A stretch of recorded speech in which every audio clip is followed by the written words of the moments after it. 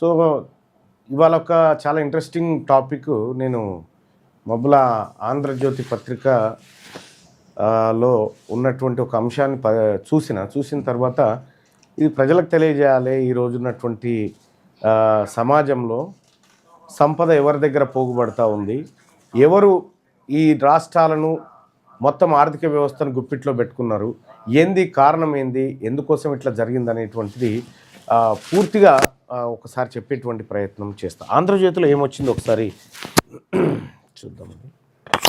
ఇక్కడ భారత కుబేరుల్లో Mukesh number 1, Hurun India rich list 2026లో రిలయన్స్ అధిపతే అగ్రస్థానం. దేశంలో 308 మంది బిలియనీర్లు, వారి మొత్తం సంపద 112.6 లక్షల కోట్ల సంపద వాళ్ళ దగ్గర 308 మంది దగ్గర ఉంది. 308 మంది దగ్గర 112.6 లక్షల కోట్ల రూపాయల సంపద వీళ్ళ దగ్గర ఉంది. సో తెలంగాణ సంపన్నుల జాబితాను ఒకసారి చూస్తే మురళీ దివీస్ ల్యాబ్ అయినా, Pichireddy mega company, PV Krishnareddy mega engineering company, Parthasarathi Reddy Hetero drugs, Ayodhya Ramireddy Ramky group, Venkateswara Reddy Aparna enterprises, K Satish Reddy doctor Reddy's, GV Prasad doctor Reddy's, Bollineni Bhaskar Rao KIMS hospital, Pratap C Reddy Apollo hospitals, Ram Prasad Reddy Aurobindo pharma, G Ravinder Rao Yashoda hospitals, M Satyanarayana Reddy MSN pharma అని చెప్పి. సో ఈ పేర్లు చదువుతూ ఉంటే బహుశా మీకు ఏమనిపిస్తూ ఉంది? ఈ పేర్లు చదువుతూ ఉంటే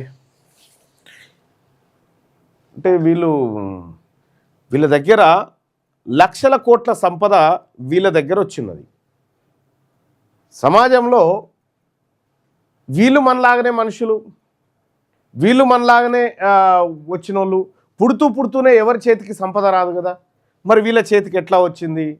వీళ్ళ కుటుంబాలు ఎట్లా లక్షల కోట్ల రూపాయలు సంపాదించే దిశగా పోతూ ఉన్నాయి? ఎందుకు? దీంట్లో టాప్ 100 లిస్ట్ చెప్తా, మీరు ఆశ్చర్యపోతారు. మీరు ఆశ్చర్యపోయేటువంటి లిస్టు. సో వీళ్ళకు సంపద ఎట్లా పెరిగింది, ఏ కారణం చేత పెరిగింది, ఎక్కడి నుంచి వచ్చింది, వీళ్ళు ప్రభుత్వాలను ఏమి ఇన్ఫ్లుయెన్స్ చేస్తారు, సో ప్రభుత్వాలు వీళ్ళకి ఏం చేస్తాయి, ఇవన్నీ కూడా కొద్దిసేపు మనం మాట్లాడుకోవాల్సినటువంటి అవసరం ఉంది. సరే, ముఖేష్ అంబానీ తీసిపెట్టే ఆ దేశం సంగతి, మన తెలంగాణ సంగతి చూద్దాం. ఫస్ట్ ఇక్కడ కొన్ని చాలా కీలకమైనటువంటి లెక్కలు మనం చూసుకోవాలి. దాంట్లో భాగంగా ముందుగా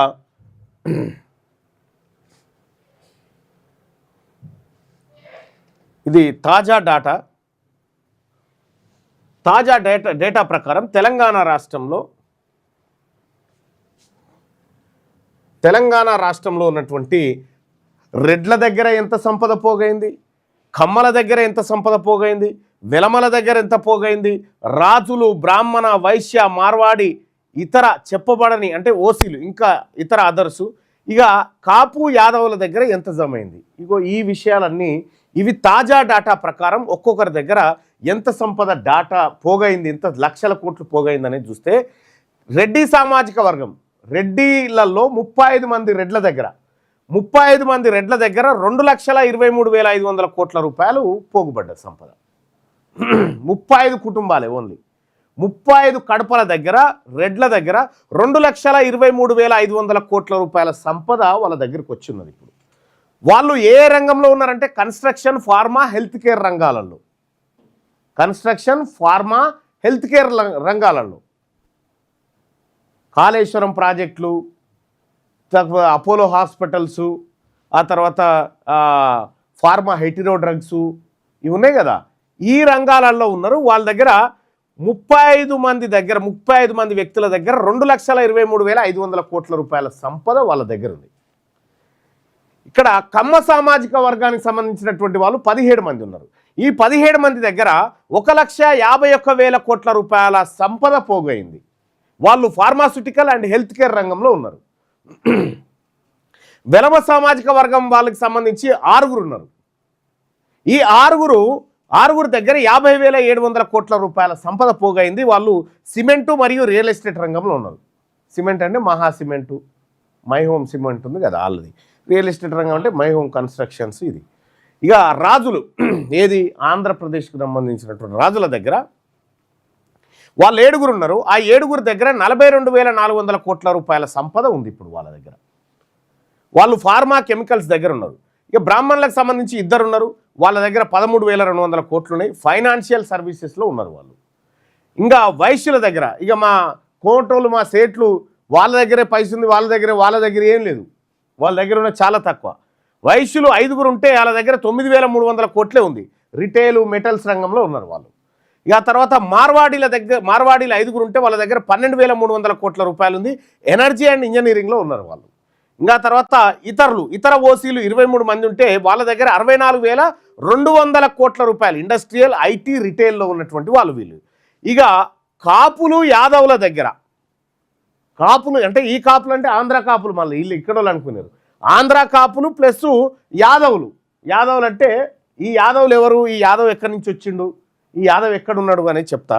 వీళ్ళు 3 ఉంటే ఇందులో వీళ్ళ దగ్గర 8,400 కోట్ల రూపాయలు ఉంది. అంటే సంపద అంతా ఎవరి దగ్గర పోగైంది? దీన్ని బట్టి రెడ్లు, కమ్మలు, వెలమలు, రాజుల దగ్గర సంపద పోగైంది. ఎందుకు పోగైంది వీళ్ళ దగ్గర అనంటే, వీళ్ళు ఏ జాతి అయితే ఓట్లను నమ్ముకోదో వాళ్ళ దగ్గర సంపద వచ్చి ఉంటుంది. ఎందుకంటే వాళ్ళు అధికారంలోకి వస్తారు. అధికారం ఎవరి దగ్గర ఉంటే వాళ్ళకి సంపద వస్తుంది.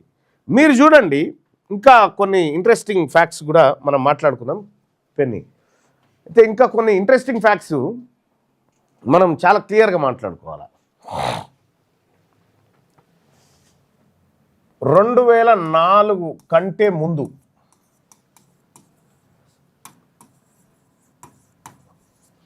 2004 కంటే ముందు చంద్రబాబు నాయుడు గారు ముఖ్యమంత్రిగా ఉన్న సమయంలో కమ్మ వాళ్ళ దగ్గర సంపద ఉంది. 2004 కంటే ముందు. అప్పుడు 2004లో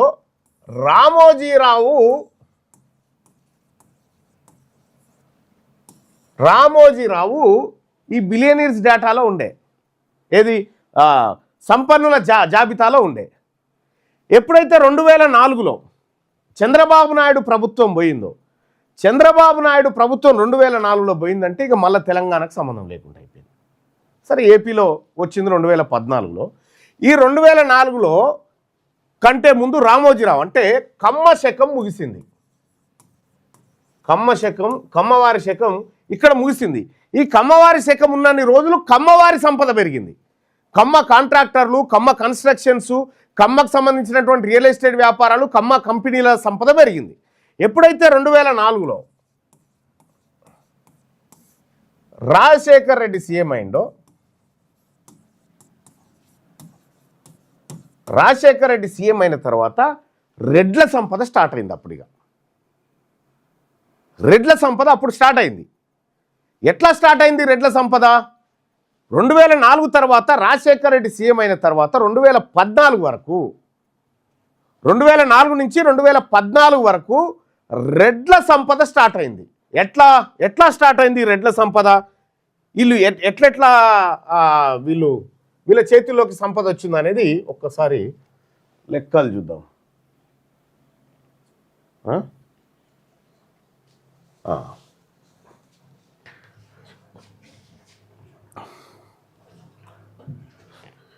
రాజశేఖర్ రెడ్డి సీఎం అయిన తర్వాత ఎవరి సంపదలు ఎట్లా పెరుగుకుంటూ వచ్చినాయి ఒక్కసారి మనము 2003 వరకు, 2023 వరకు, 2004 నుంచి 2023 వరకు జరిగినటువంటి కార్యక్రమం. ఇందులో చాలామంది వెలమలు వచ్చేసారు. ఎప్పుడు వచ్చారు వెలమలు? 2014 తర్వాత వెలమలు వచ్చారు. 2004 కంటే ముందు కమ్మలు బిలియనీర్లు అయ్యారు. ఆ తర్వాత 2004 నుంచి 2014 వరకు రాజశేఖర రెడ్డి హయాంలో రెడ్లు బిలియనీర్లు అయ్యారు. తర్వాత 2014 నుంచి 2023 వరకు వెలమలు బిలియనీర్లు అయ్యారు. సో ఆ రెడ్లు అత్యధిక శాతంలో బిలియనీర్లు అయ్యడం వల్ల ఆ సంపద ఇట్లా కొనసాగుతుంది. ఏం జరిగిందని చూస్తే, ఇప్పుడు మొత్తం హైదరాబాద్లో 100 మంది, టాప్ 100 మంది బాగా పైసలు ఉన్న వాళ్ళ లెక్క తీస్తే మీరు చాలా ఆశ్చర్యపోతారు. ఇగో ఇదే ఆ లెక్క. ఆల్రెడీ మన వెబ్సైట్లో కూడా ఇది ఉంది. మురళీ దివి ఫ్యామిలీకి సంబంధించి దివీస్ ల్యాబొరేటరీ వాళ్ళ దగ్గర ఈ 64,000 కోట్ల రూపాయలు 2023 నాటికి, ఇప్పుడు 90,000 కోట్లు ఉంది. సరే, ఆయన కమ్మ సామాజిక వర్గం. పివి కృష్ణారెడ్డి 54,000 కోట్లు రెడ్డి. పిచ్చిరెడ్డి 22,700 కోట్లు. ఇప్పుడు ఆయన పిచ్చిరెడ్డి పెరిగింది. సుబ్రహ్మణ్యారెడ్డి 19,000 కోట్లు. ఇగో టాప్ 100 లిస్టు చూస్తా ఉన్నా చూడండి. Jupally Rameshwarrao family, my home industries. ఇగో వెలమ, ఈయన వచ్చిండు చూడు. ఎప్పుడు కేసీఆర్ వచ్చిన తర్వాత వచ్చిండు. వెలమ ముఖ్యమంత్రి అయిన తర్వాత వెలమల సంపద పెరుగుకుంటూ వచ్చింది. ఇక్కడ ఆ తర్వాత రామేశ్వరరావు జూపల్లి ఫ్యామిలీకి సంబంధించినటువంటి దాదాపు ఇప్పుడు ఒక 30-40 వేల కోట్ల రూపాయల సామ్రాజ్యమైంది. ఇక వెంకటేశ్వర్లు జాస్తి ఫ్యామిలీ, ఈయన కమ్మ సామాజిక వర్గం. అయోధ్య రామిరెడ్డి, ఈయన రెడ్డి సామాజిక వర్గం. జిఎస్ రాజు, వీళ్ళు రాజులు. మహితా దళిత దాట్ల అండ్ ఫ్యామిలీ బయాలజికల్కి సంబంధించి వీళ్ళు రాజుల ఫ్యామిలీ. చిగురుపాటి కృష్ణప్రసాద్ కమ్మ. జి అమరేందర్ రెడ్డి రెడ్డి.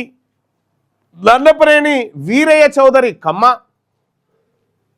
ఇక టాప్ 100 చూడండి. మురళీదేవి, ఇక ఇది అయిపోయింది కదా. ఇక టాప్ 30, ఇగో ఇది. ఇక టాప్ 100 చూడరు ఇక ఎట్లా ఉందో. టాప్ 100 బాగా పైసలు ఎవరి దగ్గర పోగుబడ్డాయి అని అంటే కృష్ణారెడ్డి రెడ్డి, పిచ్చిరెడ్డి రెడ్డి, సుబ్రహ్మణ్య రెడ్డి రెడ్డి, సత్యనారాయణ రెడ్డి రెడ్డి, అమరేందర్ రెడ్డి రెడ్డి, అయోధ్యరామరెడ్డి రెడ్డి, నిత్యానందరెడ్డి రెడ్డి, శరత్ చంద్రారెడ్డి రెడ్డి, ఉదయ్ కుమార్ రెడ్డి రెడ్డి, పద్మనాభరెడ్డి చింత రెడ్డి, వేముల నరసింహారెడ్డి రెడ్డి, ఏవిఆర్ మూర్తిరెడ్డి ఈయన రెడ్డి, వి రాంప్రసాద్ రెడ్డి రెడ్డి, సుబ్రహ్మణ్య రెడ్డి, సునీల్ రెడ్డి, దామోదర్ రెడ్డి, పాపిరెడ్డి, శ్రీనివాసరెడ్డి, దినేశ్ రెడ్డి, కొండా విశ్వేశ్వర రెడ్డి, ఏ ప్రతాప్ రెడ్డి, సత్యనారాయణ రెడ్డి, మాధవరెడ్డి, రమణారెడ్డి, రాజశేఖర్ రెడ్డి, విజయేందర్ రెడ్డి, శ్రీనివాస్ రెడ్డి, సుబ్బారెడ్డి, వెంకట ప్రతాప్ రెడ్డి, హర్షారెడ్డి, పద్మజ గంగిరెడ్డి, దయానిధిరావు. ఇగో దయానిధిరావు, ఇది కూడా వాళ్ళ ఫ్యామిలీయే, అందులో పార్ట్నర్స్ వంశీరామ్ బిల్డర్స్. ఎం శంకరన్, ఈయన రెడ్డి సామాజిక వర్గం. శోభన కామినేని అపోలోకి సంబంధించి ఇందులో కూడా రెడ్లు ఉన్నారు. ఆ తర్వాత ఇగో ఇట్లా టి హరీష్ రావు. ఆ తర్వాత ఇట్లా ఇట్లా ఇట్లా ఇట్లా ఇట్లా ఇగో టాప్ 100. ఇగో టాప్ 100 చూసుకోరు, మొత్తం వాళ్ళే. ఇక ఇందులో ఇగో అనిల్ యాదవ్ బొడ్డు అని ఉండా, అప్రూప ఇన్ఫా ప్రాజెక్టు. ఇగో ఈయన ఒక్కడు 80వ ప్లేస్లో ఒక్క బీసీ.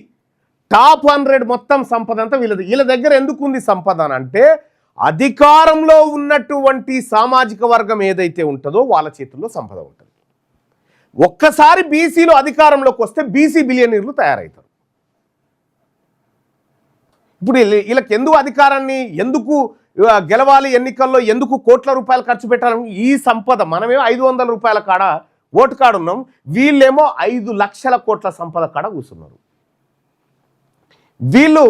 వీళ్ళు ఓటును కొంటా ఉన్నారు. ఎందుకు కొంటా ఉన్నారు? ఈ సంపద కోసం కొంటా ఉన్నారు. బాగా అర్థం చేసుకోండి. ఒకసారి బీసీలు కనుక అధికారంలోకి వస్తే ఈ టాప్ 100 జాబితా కంప్లీట్గా మారిపోతుంది. బీసీ కాంట్రాక్టర్లు వస్తారు, బీసీలకు సంబంధించినటువంటి ప్రాజెక్టులు దక్కుతాయి, బీసీలకు మంచి మంచి పోస్టింగ్లు వస్తాయి, బీసీల బతుకులు కూడా మారుతాయి. ఇక్కడ ఈ టాప్ 100 ఒక్కటే కాదు, ఇంకా ఇప్పుడు తాజాగా పరిస్థితులు ఒక్కసారి చూస్తే, తాజా పరిస్థితులు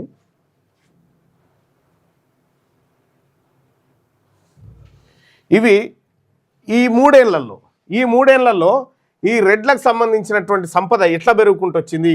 ఎవరు? రేవంత్ రెడ్డి ముఖ్యమంత్రి అయిన తర్వాత, లేకపోతే వీళ్ళు వచ్చిన తర్వాత. దివీస్ ల్యాబొరేటరీకి సంబంధించి మురళీ దివి అండ్ ఫ్యామిలీకి సంబంధించి 2023లో 64,800 కోట్లు ఉండే వాళ్ళ సంపద ఈ 3 ఏళ్లలో 90,000 కోట్లకు వచ్చింది. 90,000 కోట్లు. పివి కృష్ణారెడ్డి అండ్ పిచ్చిరెడ్డి మామ అల్లుళ్ళది కలిపి 77,500 కోట్లుండే. 77,500 కోట్లుండే వీళ్ళిద్దరిది కలిపి. ఇప్పుడు 1,07,000 కోట్లకు వచ్చింది. ఎక్కడి నుంచి వచ్చింది వీళ్ళకంటే? కాళేశ్వరం వంటి భారీ ప్రాజెక్టులు, ఎలక్ట్రిక్ బస్సులు, ఒలెక్ట్రా వల్ల భారీ వృద్ధి జరిగింది. మీరు అర్థం చేసుకోండి. ఒలెక్ట్రా ఎక్కడిది? చైనాతో టైఅప్ అయినటువంటి ఒక కంపెనీని ఈయన మెగా కృష్ణారెడ్డి తీసుకున్నాడు. ఆ తర్వాత ఇప్పుడు మనకు ఏవి బస్సులు కనిపిస్తాయి కదా, ఎలక్ట్రిక్ బస్సులు, అదంతా వీళ్ళదే. ఎక్కడి నుంచి? ఈ మెగా కృష్ణారెడ్డికి 2004 కంటే ముందు, 2004 రాజశేఖర్ రెడ్డి రావడం కంటే ముందు ఏంటంటే మున్సిపాలిటీలో అక్కడక్కడ సీసీ రోడ్లు పోసి చిన్న చిన్న పైపులు తయారు చేసి చిన్న వెల్డింగ్ షాప్ కంపెనీ. ఎప్పుడైతే రాజశేఖర్ రెడ్డి వచ్చిండో, రాజశేఖర్ రెడ్డి వచ్చి రెడ్లను పికప్ చేసిండు. రెడ్లు ఎక్కడెక్కడ ఉన్నారో వాళ్ళందరినీ పికప్ చేసి వాళ్ళని కోటీశ్వరులను చేసిండు. చంద్రబాబు నాయుడు ఉన్నప్పుడు చంద్రబాబు నాయుడు ఏం చేసిండు? మీకు దలేల్ బెంబావాలి అని ఒక ఆమె ఉంటుంది, ఆమె చెప్తుంది, మీరు ఆమెని